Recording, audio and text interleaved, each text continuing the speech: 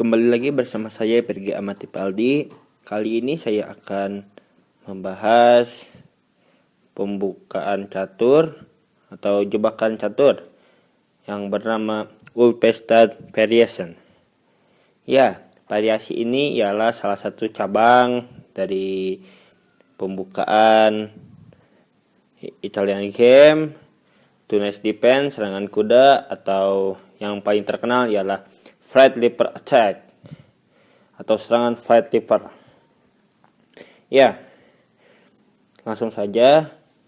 Pertama dimulai dari E4, E5, kuda F3, kuda C6 seperti biasa. Gajah C4, Italian Game atau permainan Italia. Langsung ya, ada dua jawaban yang biasa dilakukan. Kali ini saya akan melanjutkannya kepada pertahanan dua kuda, Night Defense, yaitu kuda F6. Dan ya, variasi yang paling tajam dari pembukaan ini ialah gajah G5. serangan kuda, Night Attacks. Lalu dilanjutkan dengan D5. Oh ya, sebelumnya pada video sebelumnya saya sudah menjelaskan pembukaan yang lumayan terkenal, yaitu Traxler Counter Attack atau ya counter attack, serangan ya pokoknya mah itu. Jadi ya, selain Ulpestad Variation masih ada lagi variasi yang bernama Traxler Counter Attack, tapi kali ini saya akan membahas mainline, yaitu D5. Setelah makan, ya, kuda makan D5 akan menuju Flight Leaper Attack. Kalian pasti sudah mengetahuinya. Dan ya, raja pun terjebak di tengah-tengah. Tidak bagus. Kali ini kita akan menghindari mainline tersebut, dan saya akan membahas salah satu variasi yang lumayan unik, yaitu B5. Ya, rata-rata pemain profesional biasanya menggerakkan kudanya menuju A5. Tetapi kali ini saya akan membahas sesuatu yang unik, yaitu pion B5. Ya. Posisi inilah awal dari Ulpestad Variation. Jadi di sini gajah sedang dipancing. Jadi gajah di sini harus bergerak. Yang jelas ialah langkah terbaik bagi putih saat ini ialah gajah F1 atau kembali lagi ke awal. Tapi yang jelas ialah saya tidak akan membahas gerakan terbaiknya, melainkan saya akan membahas apabila gajah memakan pion. Ya, seperti ini. Ada juga variasi di mana pion memakan kuda dan kuda memakan gajah. Tapi yang akan ditekankan kali ini ialah apabila gajah memakan pion di B5. Setelah pion dimakan oleh menteri di D5, ya, di sini menteri langsung menyerang dua petak sekaligus. Yang pertama ialah di sini menteri menyerang di petak G2, dan di sini menteri pun menyerang gajah di B5. Tetapi ya, cara bagi putih untuk melindungi kedua pasukan tersebut ialah dengan mundur menuju F1. Tetapi itu bukanlah langkah yang baik. Ya, dikarenakan di sini hitam dapat memulai serangan seperti E5, E4 ataupun dan yang lain-lainnya. Yang jelas ialah hitam diuntungkan di sini. Tetapi Di sini putih dapat mencoba untuk memakan kuda untuk mengulur tempo skak, dan mau tidak mau gajah harus dimakan oleh menteri. Ya. Dan lagi-lagi menyerang pion di G2. Yang paling sering dilakukan untuk melindungi pion di G2 ialah rokade pendek dengan mudahnya. Lalu di sini hitam dapat sekali lagi menyerang peta G2 dengan gajah B7. Iya. Inilah kunci dari Ulpestad Variation. Jadi Ulpestad Variation ini menempatkan menteri di petak yang sempurna, yaitu di petak C6, dan menempatkan gajahnya di B7. Dan anehnya di sini putih pun kadang tanpa ragu rokade pendek tanpa mengetahui taktik hitam yang sebenarnya. Ya, inilah jebakannya. Jadi di sini putih harus sangat berhati-hati dalam melangkahkan perwiranya. Apabila putih secara ceroboh misalnya mengabaikan serangan ini, maka hasilnya ialah langsung skakmat. Misalnya putih menggerakkan bentengnya menuju sini misalnya, berniat untuk meskak, dan akhirnya skakmat. Ya. Itulah langkah bodoh yang dapat dilakukan oleh putih. Tetapi ya, langkah terbaik ialah melindungi petak F2 ini secara sungguh-sungguh. Maaf, petak G2. Ada dua cara. Yang pertama ialah pion F3. Yang kedua ialah menteri F3. Pion F3 sepertinya ialah langkah yang cukup baik, karena yang jelas menteri tidak mungkin dapat memakan pion. Tetapi dengan menggerakkan pion menuju F3, maka di sini putih sudah melemahkan posisi sayap rajanya. Ya, apabila pusing langsung saja. Di sini hitam akan mengancam kuda mundur, rokade pendek. Setelah putih mengembangkan salah satu perwira atau pionnya seperti ini, maka hitam dapat langsung menyerang sayap raja dengan seperti ini, atau gajah C5. Skak, dan di sini hitam dapat memulai serangan dengan G5. Dan akhirnya pun akan diterobos. Jadi di sini hitam sangat-sangat diunggulkan dalam hal posisi, perwira, pengembangan maupun ya strategi penyerangan. Dan jadi di sini hitam sangat-sangat diunggulkan. Walaupun sebenarnya dalam hal keuntungan di sini hitam kalah. Jadi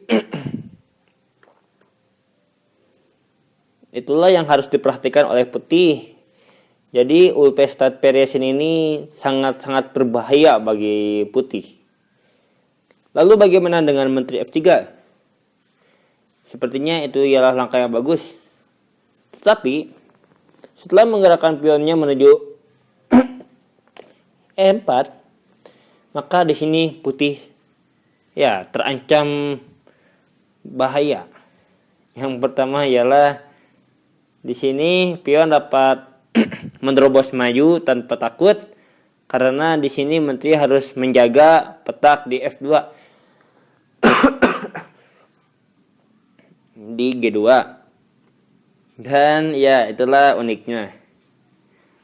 Di sini menteri dapat bergerak menuju B3. Menuju B3, idenya ialah mengskak raja di petak F7 yang dibantu oleh kuda. Tetapi hitam dapat rokade pendek, mengamankan situasinya, dan sekaligus mengorbankan pion di F7. Iya. Tapi inilah yang saya maksud dengan maju tanpa gentar, atau ya memajukan pion E-nya. Pion dapat maju menuju E3 tanpa takut karena menteri di sini sedang mengancam mat 1 di G2. Yang jelas ialah di sini pion tidak dapat dimakan oleh apapun. Misalnya pion dimakan oleh menteri, maka hasilnya skak mat. Ya, simple. Jadi di sini mau tidak mau putih harus memainkan F3 dan pion dapat maju sekali lagi menuju E2. Mau tidak mau benteng harus bergerak menuju E1 dan setelah gajah C5 skak, raja bergerak dan di sini hitam benar-benar sangat diunggulkan. Yang pertama ialah di sini pion hitam satu langkah lagi menuju promosi atau menjadi menteri. Yang kedua ialah di sini kedua gajah hitam sangat aktif menjajah petak sayap raja putih. Yang ketiga ialah di sini hitam memiliki banyak sekali rencana-rencana. Ya, apabila hitam ingin seri misalnya. Kita lihat posisi seperti ini. Putih dapat memakan benteng. Di sini hitam dapat mencoba untuk melakukan trik yang dimulai dengan gajah G4. Di sini pion sedang dipaku terhadap pion di G2. Jadi apabila pion memakan kuda, maka di sini menteri dapat menskak mat raja. Jadi di sini kuda aman. Ya. Dan terus apabila kuda pada posisi seperti ini, apabila kuda putih memakan benteng, maka di sini hitam dapat langsung menyudahi permainan atau membuat permainan menjadi remis seketika. Skak,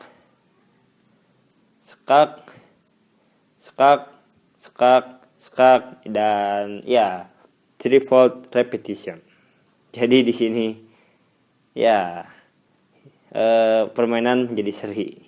Dan ini sangat diuntungkan bagi hitam apabila hitam ingin bermain seri. Jadi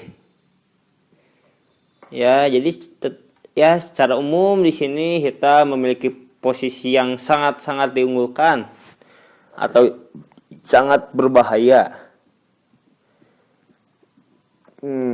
Kembali sebelumnya. Masih pada posisi seperti ini. Apabila putih berniat untuk mempaku pion terhadap raja seperti benteng E1, maka di sini hitam dapat menggoda kuda dengan H6. Kuda mundur lalu rokade panjang. Setelah bergerak dan hitam dapat memulai serangan. Sama seperti sebelumnya. Ulangi. Jadi di sini kuda harus bergerak. Kuda dapat saja memakan pion di E5. Tapi kuda dapat dimakan lagi. Seperti ini misalnya. Dan di sini hitam sangat-sangat diunggulkan. Lagi. Tapi langkah yang baik ialah memundurkan kudanya menuju H3. Dan setelah hitam mengamankan rajanya sekaligus menyerang menteri harus bergerak menuju satu tempat. Yang paling bagus ialah menteri B3. Dan setelah G4, G5, di sini lagi-lagi hitam dapat melancarkan serangan yang sangat berbahaya.